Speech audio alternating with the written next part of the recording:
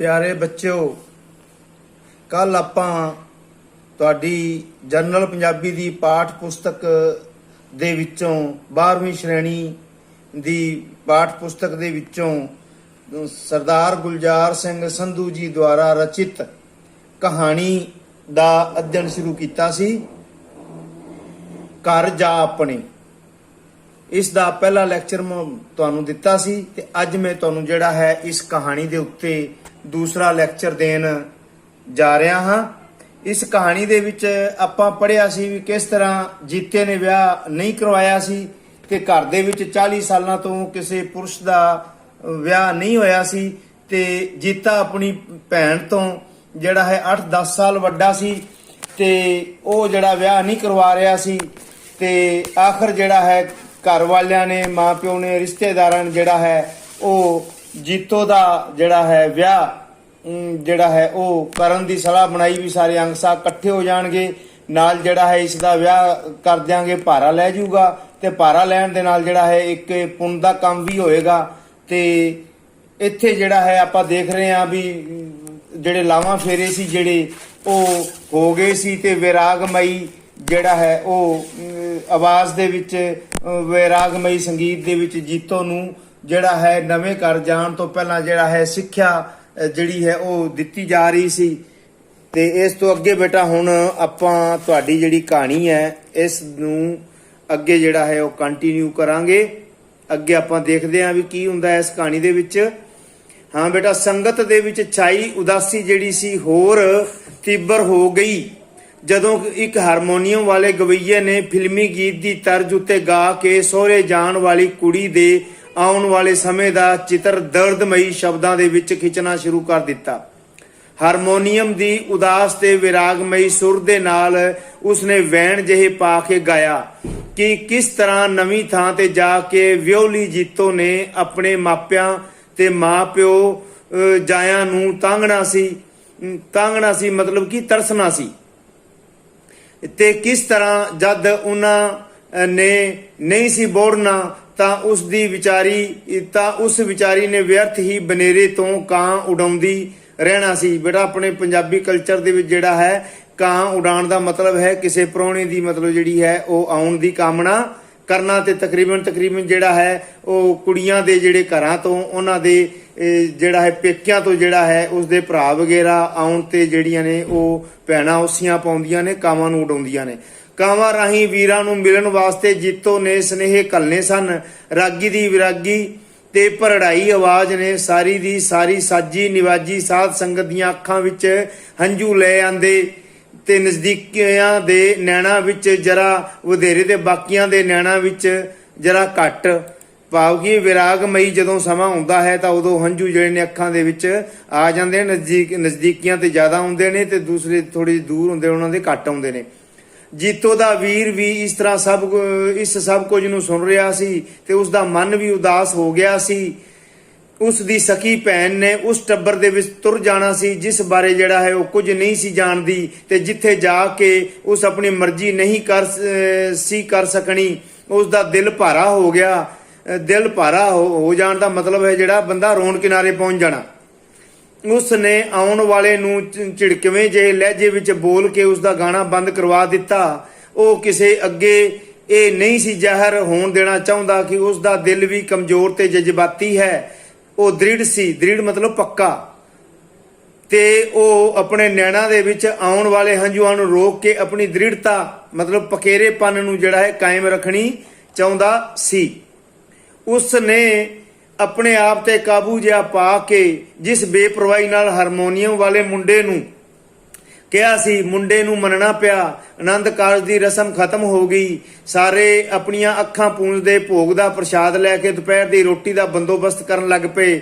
ਜੀਤੋ ਦੇ ਵੀਰ ਨੇ ਆਪਣੇ ਤੋਂ 8-10 ਵਰੇ ਛੋਟੀ ਭੈਣ ਨੂੰ ਬੁੱਕਲ ਵਿੱਚ ਲੈ ਕੇ ਮਹਾਰਾਜ ਦੇ ਹਜ਼ੂਰ ਤੇ ਬਿਠਾਇਆ ਤੇ ਲਿਜਾ ਕੇ ਆਪਣੇ ਘਰ ਅੰਦਰਲੇ ਕਮਰੇ ਵਿੱਚ ਬਿਠਾ ਦਿੱਤਾ। ਮਹਾਰਾਜ ਦੇ ਹਜ਼ੂਰ ਤੋਂ ਉਠਾਇਆ ਤੇ ਲਿਜਾ ਕੇ ਆਪਣੇ ਘਰ ਅੰਦਰਲੇ ਕਮਰੇ ਵਿੱਚ ਬਿਠਾ ਦਿੱਤਾ। ਉਸ ਨੇ ਤੱਕਿਆ ਕਿ ਜੀਤੋ ਨੇ ਰੋ ਰੋ ਕੇ ਅੱਖਾਂ ਸੁਜਾ ਲਈਆਂ ਸਨ। ਵਿਆਹ ਵਾਲਾ ਉਸ ਦਾ ਚੋਪ ਹੰਝੂਆਂ ਨਾਲ ਤਰੋ ਤਰ ਪਿਆ ਸੀ, ਬੱਚੀ ਹੈ ਵਿਚਾਰੀ, ਉਸਨੇ ਮਨ ਹੀ ਮਨ ਦੇ ਵਿੱਚ ਕਿਹਾ ਸੀ, ਮੂਰਖ ਨਹੀਂ ਬਣੀਦਾ, ਚੁੱਪ ਕਰ। ਉਸਨੇ ਆਪਣੀ ਛੋਟੀ ਭੈਣ ਨੂੰ ਝਿੜਕਿਆ ਤੇ ਦੁਪਹਿਰ ਦੀ ਰੋਟੀ ਦੀ ਤਿਆਰੀ ਲਈ ਜਿਹੜਾ ਝੋਰੀਆਂ ਤੇ ਪਕਾਵੀਆਂ ਨੂੰ ਤਾੜਨ ਲੱਗ ਪਿਆ। ਝੋਰੀਆਂ ਮਤਲਬ ਪਾਣੀ ਵਗੈਰਾ ਦੀ ਸੇਵਾ ਕਰਨ ਵਾਲੇ, ਪਕਾਵੀਆਂ ਦਾ ਮਤਲਬ ਰੋਟੀ ਵਗੈਰਾ ਜਿਹੜਾ ਹੈ ਉਹ ਬਣਾਉਣ ਵਾਲੇ। ਰੋਟੀ ਬਣੀ, ਬਰਾਤੀ ਆ ਗਏ, ਉਸ ਤੋਂ ਪਿੱਛੋਂ ਦੂਰੋਂ ਨੇੜਿਓਂ ਆਏ ਮੇਲੀ ਵੀ ਖਾ ਬੈਠੇ ਤੇ ਪਿੰਡ ਦਾ ਭਾਈਚਾਰਾ ਤੇ ਕਮੀਨ ਵੀ। ਹਾਂ ਬੇਟਾ, ਇੱਥੇ ਆਪਾਂ ਦੇਖਦੇ ਹਾਂ ਵੀ ਆਪਣੇ ਜਿਹੜਾ ਕਲਚਰ ਸੱਭਿਆਚਾਰ ਦੇ ਵਿੱਚ ਸਭ ਤੋਂ ਪਹਿਲਾਂ ਬਰਾਤ ਨੂੰ ਖਵਾਇਆ ਜਾਂਦਾ ਹੈ, ਫਿਰ ਜਿਹੜਾ ਮੇਲੀਆਂ ਨੂੰ ਖਵਾਇਆ ਜਾਂਦਾ ਹੈ, ਫਿਰ ਪਿੰਡ ਵਾਲਿਆਂ ਨੂੰ ਖਵਾਇਆ ਜਾਂਦਾ ਹੈ ਤੇ ਲਾਸਟ ਦੇ ਵਿੱਚ ਜਿਹੜਾ ਹੈ ਘਰ ਦੇ ਕੋਈ ਆਪ ਰੋਟੀ ਵਗੈਰਾ ਜਿਹੜਾ ਅਵਲ ਤਾਂ ਉਹਨਾਂ ਨੂੰ ਜਿਹੜਾ ਸਮਾਂ ਨਹੀਂ ਮਿਲਦਾ ਤੇ ਜੇ ਮਿਲਦਾ ਵੀ ਹੈ ਤਾਂ ਲਾਸਟ ਦੇ ਵਿੱਚ ਖਾਂਦੇ ਨੇ। ਫਟਾਫਟ ਜਿਹੜਾ ਖੱਟ ਵਿਛਾ ਦਿੱਤੀ ਗਈ, ਖੱਟ ਮੰਜੀ। ਪਿੰਡ ਵਾਲੇ ਤੇ ਬਰਾਤੀ ਖੱਟ ਦੀ ਸ਼ਲਾਘਾ ਕਰਦੇ ਚਲੇ ਗਏ।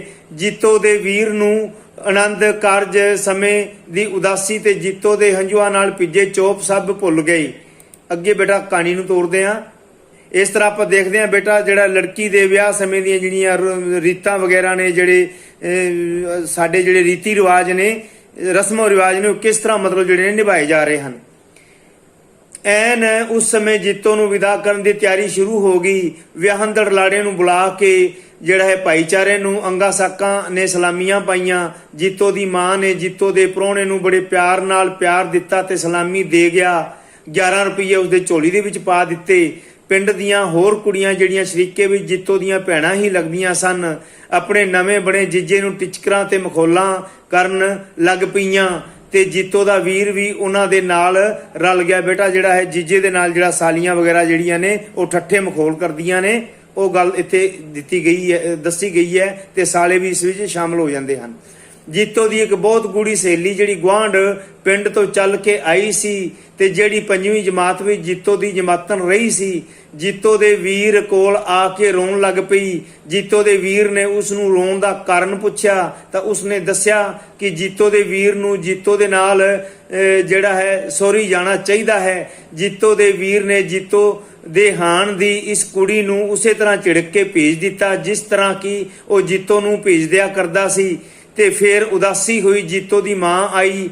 ਉਸ ਦੀ ਆਪਣੀ ਮਾਂ, ਉਸਨੇ ਉਹਦੀ ਗੱਲ ਸੁਣੀ ਅਣਸੁਣੀ ਕਰ ਦਿੱਤੀ। ਵਿਆਹ ਦੀ ਰੀਤ ਅਨੁਸਾਰ ਕਿਸੇ ਨਾ ਕਿਸੇ ਭਰਾ ਨੇ ਜੀਤੋ ਦੇ ਨਾਲ ਸਹੁਰੀ ਜ਼ਰੂਰ ਜਾਣਾ ਸੀ ਤੇ ਜੀਤੋ ਦੇ ਵੀਰ ਨੇ ਆਪਣੇ ਸਭ ਤੋਂ ਛੋਟੇ ਭਰਾ ਦਾ ਨਾਂ ਲੈ ਕੇ ਸਭ ਨੂੰ ਪਰੇ ਕਰ ਦਿੱਤਾ। ਜਦ ਬੜੇ ਮਾਣ ਨਾਲ ਉਸਦੇ ਤਾਏ ਦੀ ਵੱਡੀ ਧੀ ਮਨਾਉਣ ਆਈ ਤਾਂ ਜੀਤੋ ਦੇ ਵੀਰ ਨੇ ਉਸ ਨੂੰ ਵੀ ਨਾ ਕਰ ਦਿੱਤੀ, ਜੋ ਕਿ ਉਸ ਦੇ ਮੂੰਹੋਂ ਇੱਕ ਵਾਰੀ ਨਾ ਨਿਕਲ ਜਾਵੇ ਉਹ ਕਦੇ ਨਹੀਂ ਸੀ ਕਰਦਾ। ਤਾਏ ਦੀ ਧੀ ਆਪਣਾ ਜਿਹਾ ਮੂੰਹ ਲੈ ਕੇ ਜਿਹੜਾ ਪਰਾਂ ਚਲੀ ਗਈ, ਭਾਵ ਕਿ ਬੇਇੱਜ਼ਤੀ ਮਹਿਸੂਸ ਕਰਦੀ ਹੋਈ ਉੱਥੋਂ ਚਲੀ ਗਈ ਜਦੋਂ ਉਸ ਨੂੰ ਜਵਾਬ ਮਿਲਿਆ।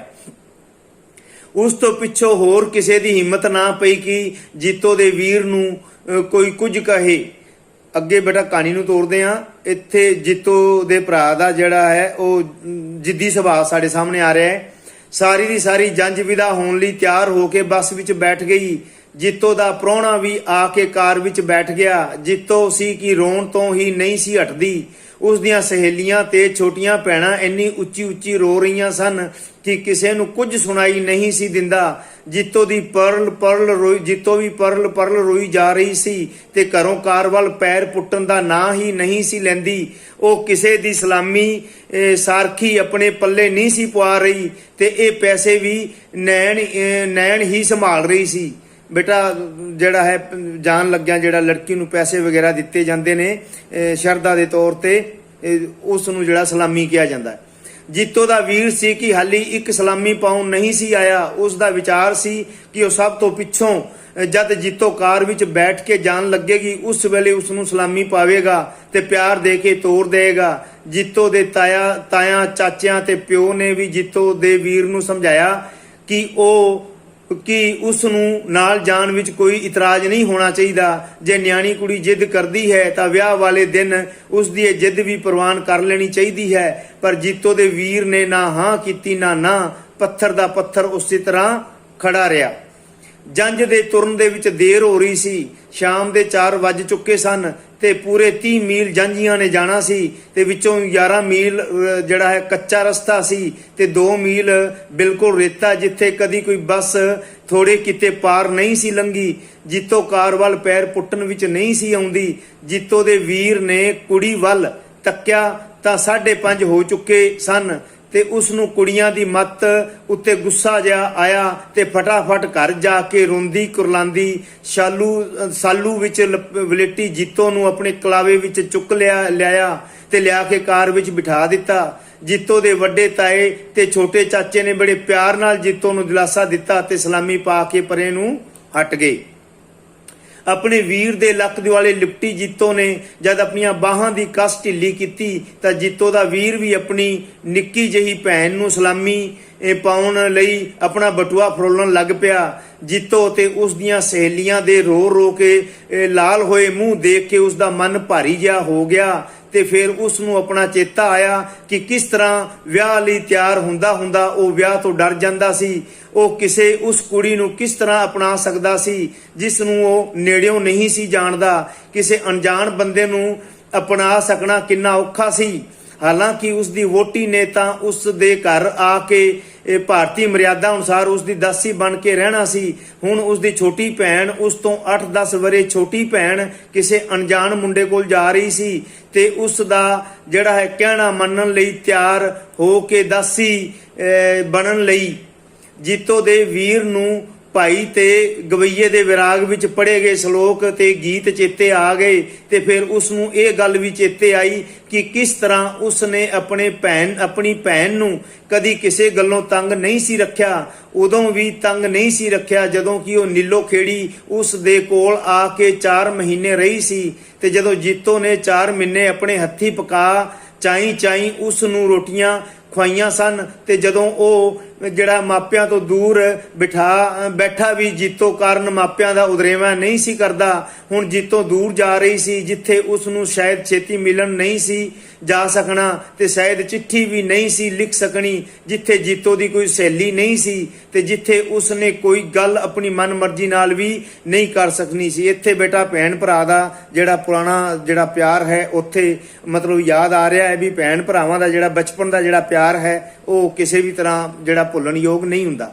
ਛਿਨ ਭਰ ਵਿੱਚ ਹੀ ਇਹ ਸਾਰੇ ਦੇ ਸਾਰੇ ਵਿਚਾਰ ਉਸ ਦੇ ਦਿਲ ਵਿੱਚ ਆਏ ਤੇ ਉਦਾਸ ਹੋ ਗਿਆ ਤੇ ਉਦਾਸ ਜੇ ਮਨ ਨਾਲ ਉਸ ਨੇ ਆਪਣੇ ਬਟੂਏ ਵਿੱਚੋਂ ਸਾਰੇ ਦੇ ਸਾਰੇ ਪੈਸੇ ਬਿਨਾਂ ਕਿਸੇ ਗਿਣਤੀ ਦੇ ਕੱਢੇ ਤੇ ਜੀਤੋ ਦੇ ਹੱਥ ਉੱਤੇ ਧਰੇ। ਜੀਤੋ ਨੂੰ ਪਤਾ ਨਹੀਂ ਕੀ ਹੋਇਆ। ਚੰਗੀ ਭਲੀ ਚੁੱਪ ਹੋਈ। ਜੀਤੋ ਇੱਕਦਮ ਫਿਸ ਪਈ ਮਤਲਬ ਕਿ ਰੋ ਪਈ ਤੇ ਉਸ ਨੇ ਆਪਣੀ ਹਥੇਲੀ ਉੱਤੇ ਖਿਲਰੇ ਰੁਪਏ ਕਾਰ ਤੋਂ ਬਾਹਰ ਸੁੱਟ ਦਿੱਤੇ ਅਤੇ ਆਪਣੇ ਵੀਰ ਨੂੰ ਜੱਫੀ ਪਾ ਕੇ ਰੋਣ ਲੱਗੀ।